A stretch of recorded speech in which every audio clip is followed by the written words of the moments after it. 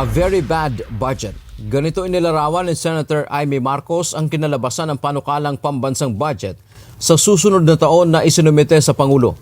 May mga paglabag din umano ito tulad sa saligang batas. Sa aking mahabang karanasan sa pagsusuri ng budget, this is talaga naman a very, very bad budget. Isa na rito ang mas mataas na pondong inilaan para sa Department of Public Works and Highways o DPWH kaysa sa Department of Education na dapat ay mas prioridad na mabigyan ng pondo. Tinuligsa din ito ang pagkakasama ng ayuda sa Kapos ang Kita Program o AKAP sa 6.325 trillion pesos 2025 proposed national budget na wala naman sa bersyon ng Senado pero pagdating sa BICAM report ay bigla na lang anyang sumulpot. Uy, kinakabahan.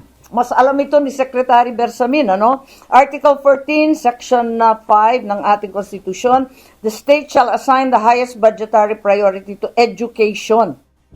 Nais ni Senator Marcos na ibalik sa BICAM ang budget para maayos ang mga dapat ayusin na probisyon. Ito ay labag sa Konstitusyon, labag sa ilang batas, at labag sa damdamin at pangangailangan ng tao. So, kinakailangan at humihingi nga ako na i-recommit na lamang sa BICAM.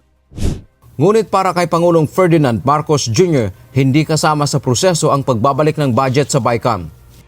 Wala sa procedure yan. There is no procedure to return it to the BICAM.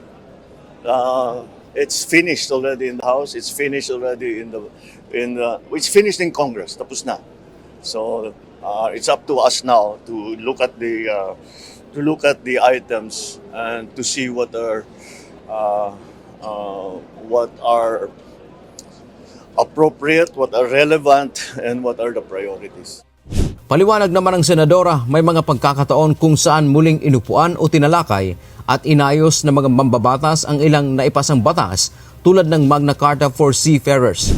Alam ko na ang announcement talagang hindi raw maaari ibalik sa BICAM.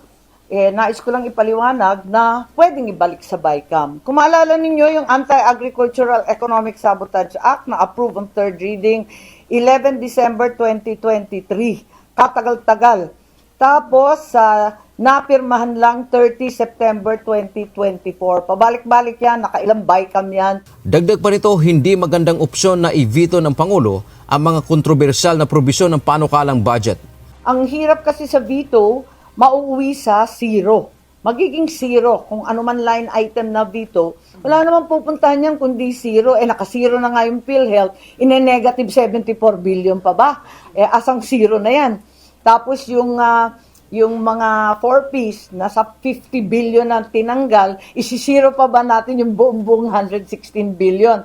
Dante Amento, UNTV, News and Rescue. Diyos ang aming sandigan, serbisyo publiko, ang aming pinahahalagahan.